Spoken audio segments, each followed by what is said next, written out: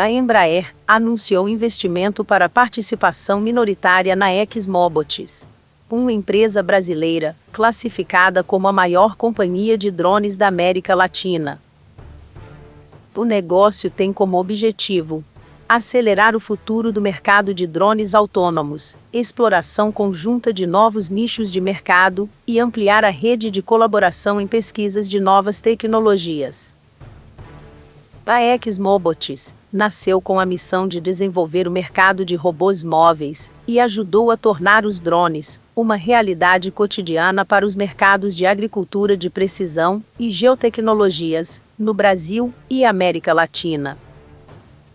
A partir da conclusão da transação, as empresas pretendem trabalhar de forma conjunta na criação de memorandos de entendimento relacionados à atuação em mercados civis e de defesa e segurança.